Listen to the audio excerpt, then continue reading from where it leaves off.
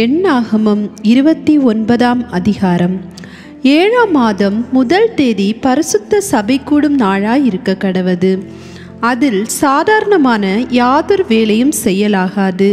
அது உங்களுக்கு எக்காலம் ஊதும் நாளாய் இருக்க வேண்டும். அப்பொழுது நீங்கள் கர்த்தருக்கு சுகந்த வாசனையான சர்வாங்க தகன பலியாக ஒரு காளையையும் ஒரு ஆட்டுக்கடாவையும் ஒரு வயதான பழுதற்ற 7 ஆட்டுக்குட்டிகளையும் அவைகளுக்கு அடுத்த போஜன பலியாக எண்ணெயிலே பிசைந்த மெல்லிய மாவிலே காளைக்காக 10 பங்கையும் ஆட்டுக்கடாவுக்காக 2 பங்கையும் 7 ஆட்டுக்குட்டிகளில் ஒவ்வொன்றிற்காக 1 பங்கையும் உங்கள் பாவ நிவர்த்திக்கான பலியாக ஒரு வெள்ளாட்டு கடாவையும் செலுத்தி மாத பிறப்பின் சர்வாங்க தகன பலியையும் அதன் போஜன பலியையும் தினம்தோறும் இடும் சர்வாங்க தகன பலியையும் அதன் போஜன பலியையும் அவைகளின் முறைமைக்கேற்ற பான பலிகளையும் அன்றி இவைகளையும் கர்த்தருக்கு சுகந்த வாசனையான சர்வாங்க தகன பலியாக செலுத்த கடவீர்கள். இந்த 7ஆம் மாதம் 10ஆம் தேதி உங்களுக்கு பரிசுத்த சபை கூடும் நாளாய் இருக்க கடவது. அதிலே நீங்கள் யாதொரு வேலையும் செய்யாமல் உங்கள் ஆத்துமாக்களை தாழ்மைப்படுத்தி கர்த்தருக்கு சுகந்த வாசனையான சர்வாங்க தகன பலியாக ஒரு காளையையும் ஒரு ஆட்டுக்கடாவையும் ஒரு வயதான பழுதற்ற 7 ஆட்டுக்குட்டிகளையும் அவைகளின் போஜன பலியாக எண்ணெயிலே பிசைந்த மெல்லிய மாவிலே காளைக்காக 10 பங்கையும் அந்த ஒரு ஆட்டுக்கடாவுக்காக 2 பங்கையும் 7 ஆட்டுக்குட்டிகளில் ஒவ்வொன்றிற்காக 1 பங்கையும் பாவ நிவாரண பலியாக ஒரு வெள்ளாட்டு கடாவையும் செலுத்தி பாவ நிவாரண பலியையும் நித்திய சர்வாங்க தகன பலியையும் அதன் போஜன பலியையும் அவைகளின் பான பலிகளையும் அன்றி இவைகளையும் செலுத்த கடவீர்கள். 7ஆம் மாதம் 15ஆம் தேதி உங்களுக்கு பரிசுத்த சபை கூடும் நாளாய் இருக்க கடவது. அதில் சாதாரணமான யாதொரு வேலையும் செய்யலாகாது. 7 நாள் கர்த்தருக்கு பண்டிகை ஆசரிக்க கடவீர்கள்.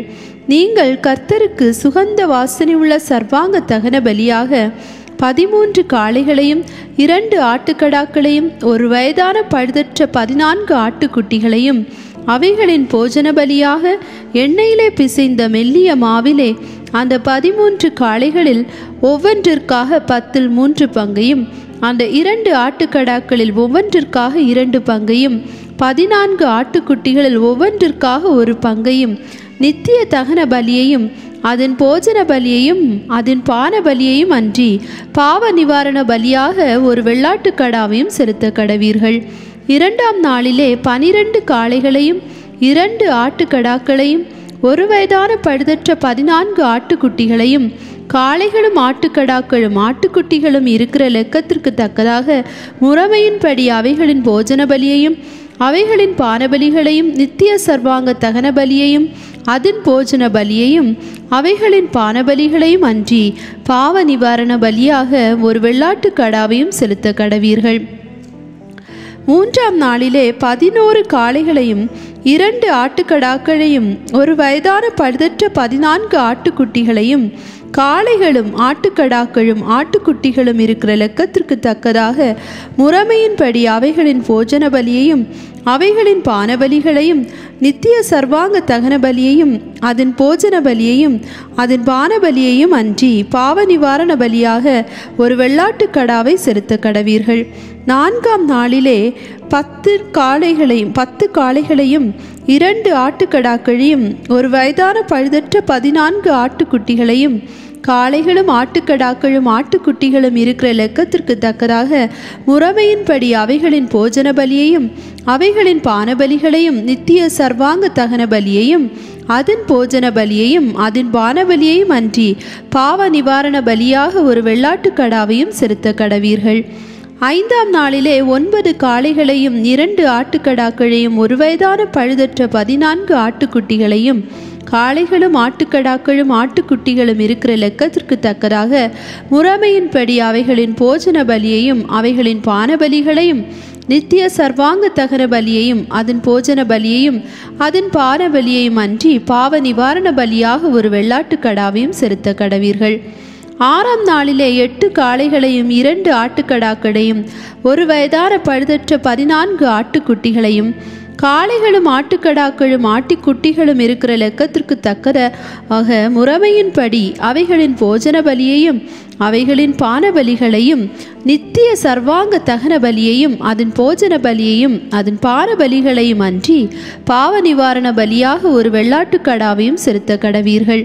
7ஆம் நாளிலே 7 காளைகளையும் 2 ஆட்டுக்கடாக்களையும் ஒரு வயதான பழுதற்ற 14 ஆட்டுக்குட்டிகளையும் காளைகளும் ஆட்டுக்கடாக்களும் ஆட்டுக்குட்டிகளும் இருக்கிற லெக்கத்திற்கு தக்கதாக முறைமையின்படி அவைகளின் போஜன பலியையும் அவைகளின் பான பலிகளையும் நித்திய சர்வாங்க தகன பலியையும் அதன் போஜன பலியையும் அதன் பான பலியையும் அன்றி பாவ நிவாரண பலியாக ஒரு வெள்ளாட்டுக்கடாவையும் செலுத்த கடவீர்கள். 8ஆம் நாள் உங்களுக்கு விசேஷித்த ஆசரிப்பு நாளாய் இருக்க கடவது. அதில் சாதாரணமான யாதொரு வேலையும் செய்யலாகாது.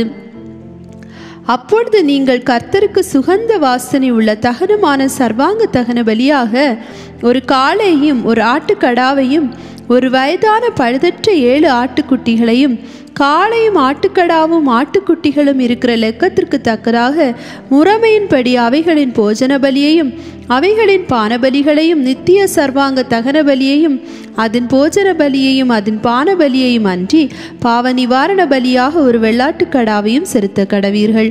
உங்கள் பொருத்தனைகளையும் உங்கள் உற்சாக பலிகளையும் உங்கள் சர்வாங்க தகன பலிகளையும் உங்கள் போஜன பலிகளையும் உங்கள் பான பலிகளையும் உங்கள் சமாதான பலிகளையும் அன்றி நீங்கள் உங்கள் பண்டிகைகளிலே கர்த்தருக்கு செலுத்த வேண்டியவைகள் இவைகளே என்று சொல் என்றார்.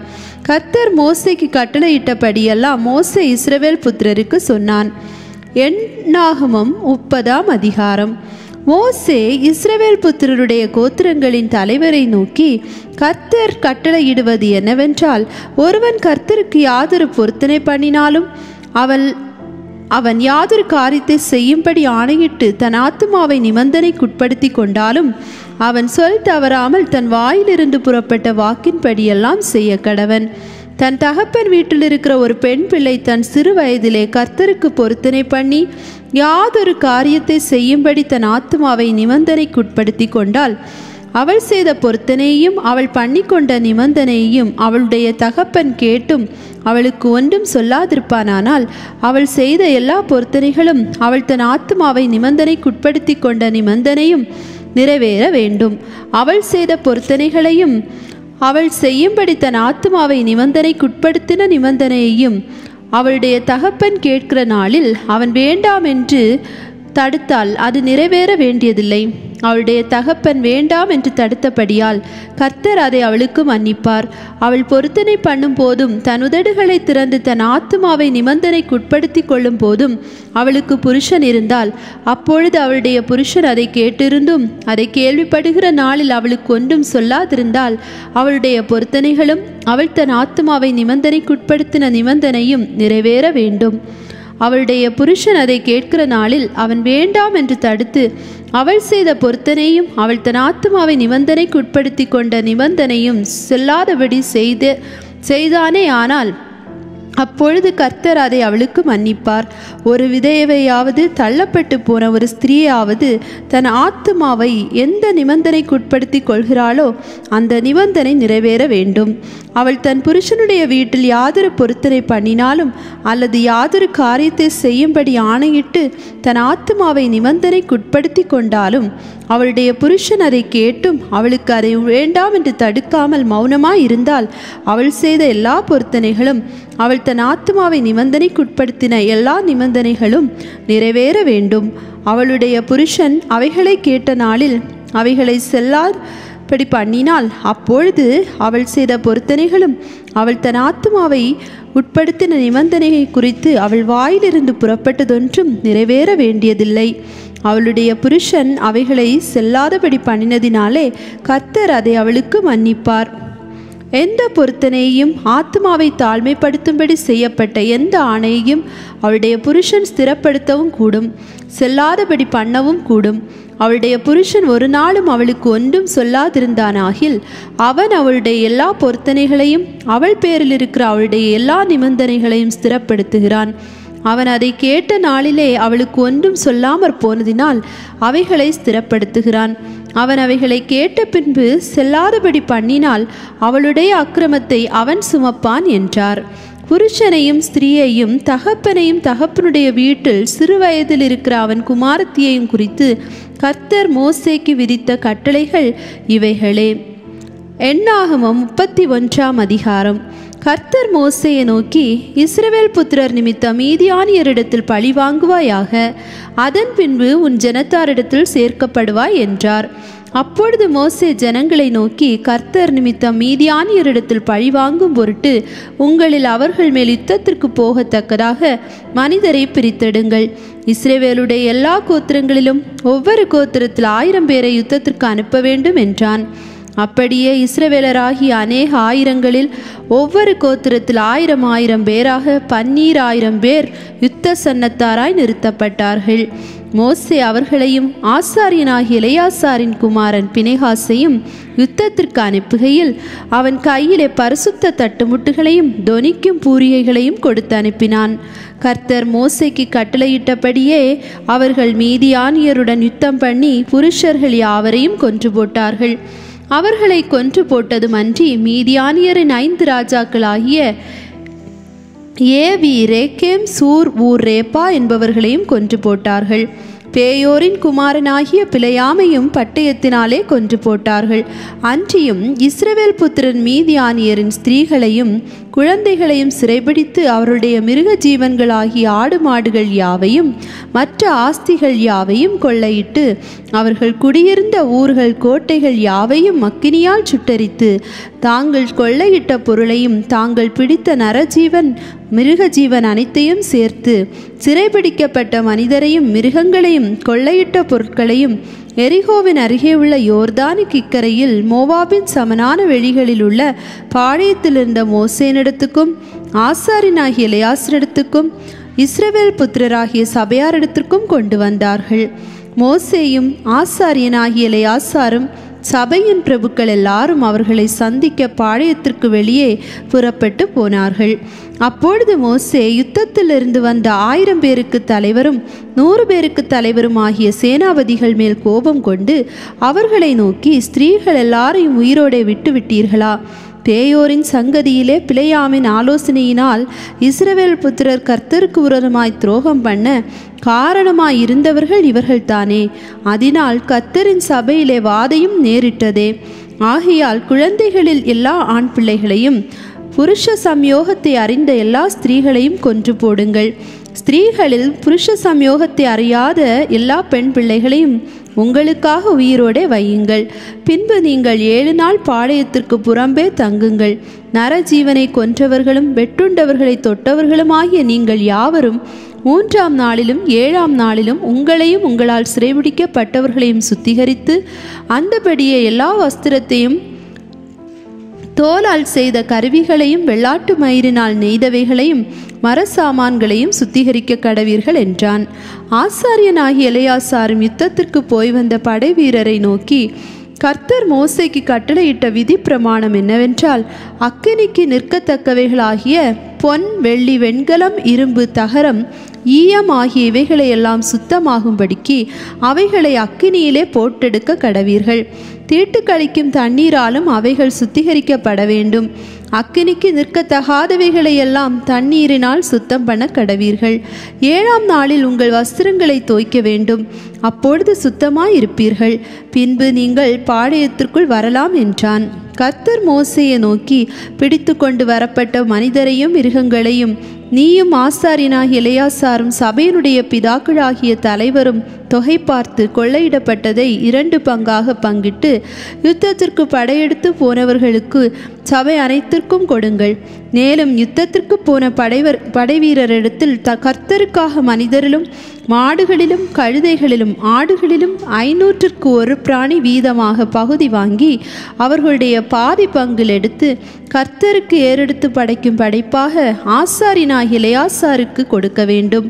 இஸ்ரவேல் புத்திரரின் பாதி பங்கிலோ மனிதரிலும் மாடுகள் கழுதைகள் ஆடுகள் ஆகிய சகலவித மிருகங்களிலும் 50ற்கு 1 வீதமாய் வாங்கி அவைகளை கர்த்தருடைய வாசஸ்தலத்தின் காவலை காக்கும் லேவியருக்கு கொடுக்க வேண்டும் என்றார். கர்த்தர் மோசேக்கு கட்டளையிட்டபடியே மோசேயும் ஆசாரியனாகிய எலெயாசாரும் செய்தார்கள். படைவீரர் கொள்ளையிட்ட பொருளில் 6,75,000 ஆடுகளும் 70,000 மாடுகளும் 61,000 கழுதைகளும் மீதியாயிருந்தது. புருஷ சமயோகத்தை அறியாத ஸ்திரீகளில் 30,000 பேர் இருந்தார்கள். யுத்தம் செய்ய போனவர்களுக்கு கிடைத்த பாதி பங்கின் தொகையாவது ஆடுகள் 3,37,500.